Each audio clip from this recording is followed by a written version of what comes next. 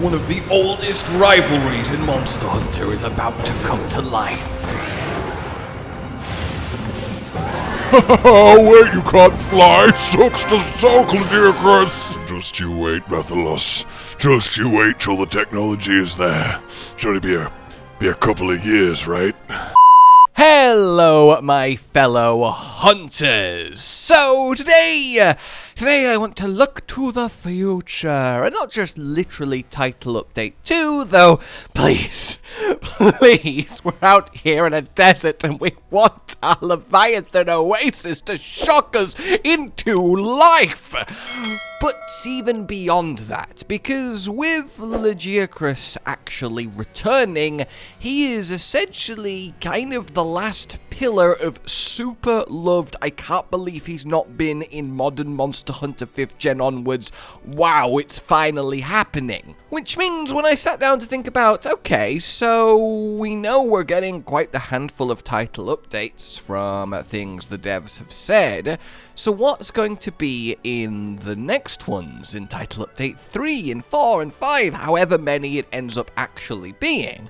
And the reason that's a much more interesting question, at least this time around to me, is twofold. We've seen the title updates are willing to bring back, well, kind of regular level monsters, i.e. Mizutsune is, you know, a fan favorite and it's nice that they're in the game, but it is just kind of like a normal monster. It's not like a super powerful heavy hitter Elder Dragon, oh my god, it's just kind of, okay, another cool monster's in the game. Even Legiacrus, for all his legendary status, is just a kind of regular Apex level monster. He's not Elder Dragon level, he's not a Elder Dragon level. When you compare Mizutsune and Legiacrus to the raw gravitas of your Devil Joe arriving, of your Kulfta Roth, of your Rajang arriving, of your safi'jiiva, of your bloody Elatrion and Fatalis, they definitely are a tier below in terms of their impact as a ridiculous encounter.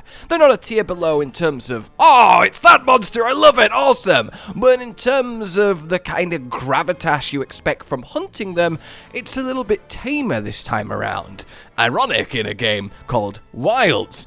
In any case, that's not a bad thing. In fact, I kinda like it. We have actual room to grow and escalate, with no Elder Dragons in the game, with the peak belonging to Apex level monsters. A new Apex level monster being added feels appropriate for, well, the base game currently. So it's not a bad thing, but it is an interesting thing because it means suddenly there's a lot more viable monsters to add without them feeling a little bit anticlimactic. Because essentially any given kind of regular flagship would be cool at this point and not feel like a step down because they would fit right alongside something like Mizutsune and Legiacrus. So I kind of wanted to do a little talk on 5 monsters that I would like to see come in future Wilds title updates, but with a couple of caveats. Number one, it has to be, at least in my mind, realistic, so I can't just be like, you know what?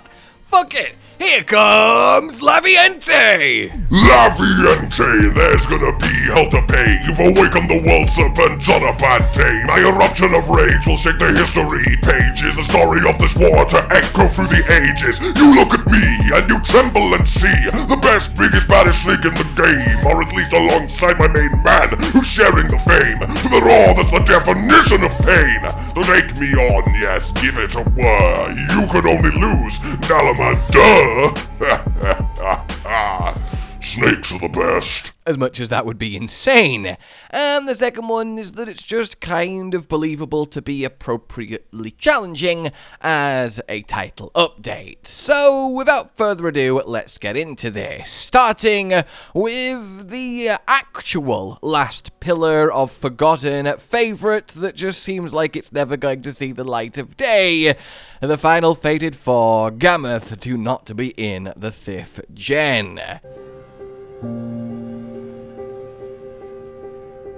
This one I could totally believe actually actually being a big title update deal, because she is literally a big monster. You could really tune up the fight to make it quite spectacular, and I think it would need that. Mammoth is a really fun monster, it's a fucking mammoth, but the actual encounters, I mean, what you expect from a mammoth, right? Head swingy, tusky, and then stompy. There's nothing crazy going on. You definitely fold in some of the deviant moveset, and I still think you could totally get away with her being on the plains, even though of course she's icy snowy. I think she could handle it, and I do love the idea of a more sandy version subspecies variant of her that does work with plains. The main issue here is that the iceshard cliffs is not exactly the kind of zone to support such a large monster, which is why it's at the bottom of the list, as I think it's probably the least likely, but I do think it's up there as one that would be most well received, given her status as now actually technically the only flagship that has not graced the 5th gen. So, moving on then, we have, well, Nergigante. Now, this one is, I think, almost a slam dunk. Chiefly because if he got revealed in a trailer, you would have millions upon millions of hunters that started with the 5th gen, and those of us that didn't going, yeah! Like he has that kind of appeal, right?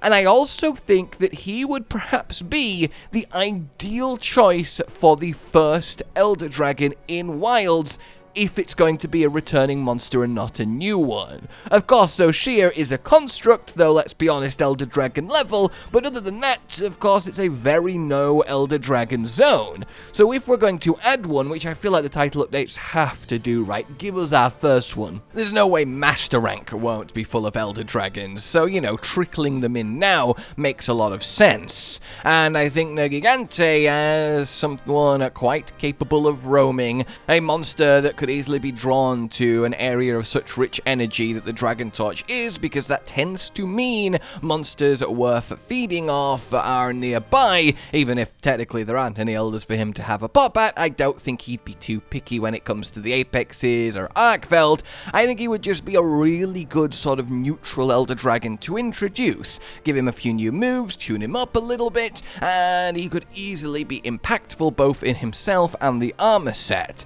I think he's a good toe in the door without going immediately crazy with elders, while also being a very loved familiar face.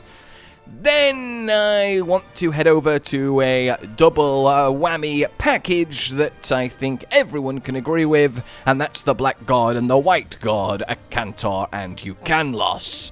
For a title update, we want something powerful and challenging. So what's better than two of the most prolific Elder Dragon level monsters that fit in their own unique arenas, that are serious contenders, and really can stand as one of the examples of just how dangerous and powerful monsters can get without technically being Elder Dragons, which obviously fits the theme of Wilds, and doubly so if they don't go the route of giving us our first Elder Dragon via a title update. And it's hard to separate them. It would feel very weird to get one and not the other in a title update, and I feel like that's possible. It's only us that really intrinsically link them so much. Obviously, you know, they are kind of equals and opposites, but I think it's entirely possible we could get one without the other, but it would feel very weird.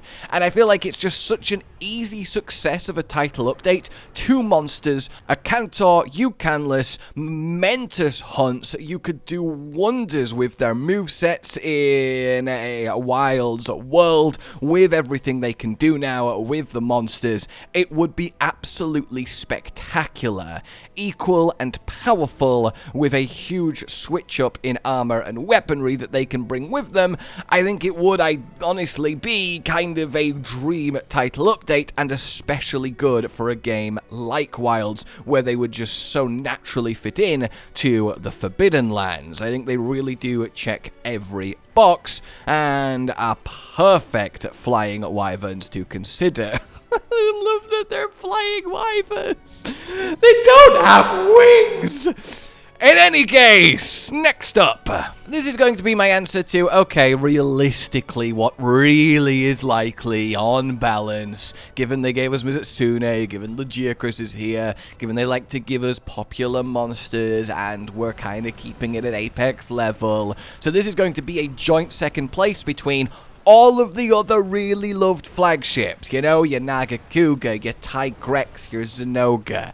Just shove them in, right? Just whack them in, take a handful, pop them in the game. It would be good. It wouldn't be like the most exciting thing in the world, but it certainly wouldn't be a bad thing either.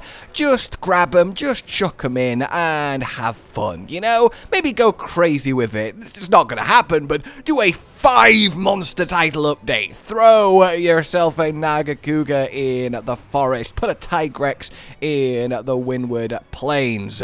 Shove a Brachydios, yes please, in the oilwell basin, and so on and so forth. Something thematic for each map. As a Noga would actually work quite well on Wyvria. You could do a little twist with the Thunderbugs being a bit more wyvern milky, or if you really want to make it a little bit more exciting while still giving us these legends of monster hunters, give us a handful of Guardian versions. Guardian, Tigrex, Nagakugas, and Noga out of nowhere.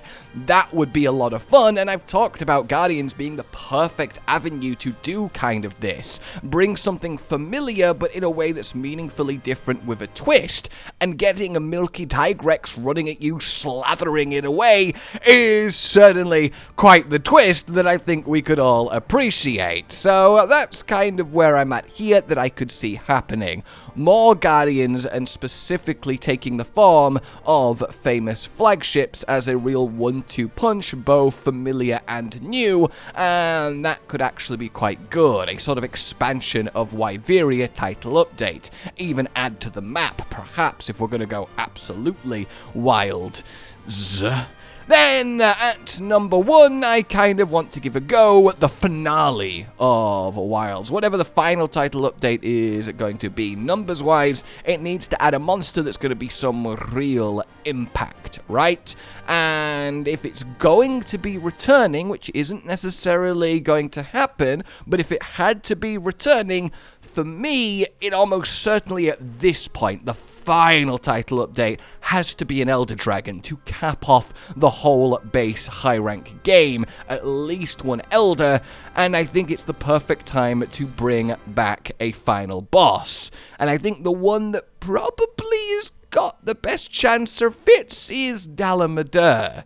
We've got his skeletons in the Grand Hub and the arena. We have high up mountaintops with Suja Village, which is where Dalamudr likes to roam, and I could totally see a modern proper hunt against him, even take siegey form against the Dalamudr. You could totally tune him up into a siege fight and have an actual, oh my god, a Dalamudr has emerged in the Forbidden Lands, holy shit moment, be a real climactic ending to the Wilds experience. A desperate stand. That could definitely be enough of a threat to get all of the villages to send representatives to the Grand Hub for that to be the base camp of this giant Serpent King Dragon siege, if they go that route, and have him being this climactic enemy to really cap off a wonderful Monster Hunter game. We always say, oh, they're just not going to bring back final bosses again, because that seems to be the case, but there's no rule against that,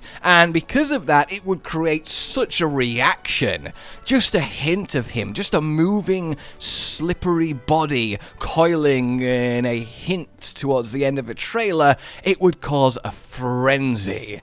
And I think if you were to do a poll between every final boss, Dalamudr would probably win it for one you'd most want to see again. I think Atalkar and Gogmazios would be better personally, but on balance I think Dalamudr makes the most sense in terms of impact and actual viability to be done. So he takes my number 1 spot as something I could see be a worthy final boss of the final title update for Wilds, if, again, it had to be a returning monster and wasn't a new one, though of course I would always prefer a new monster.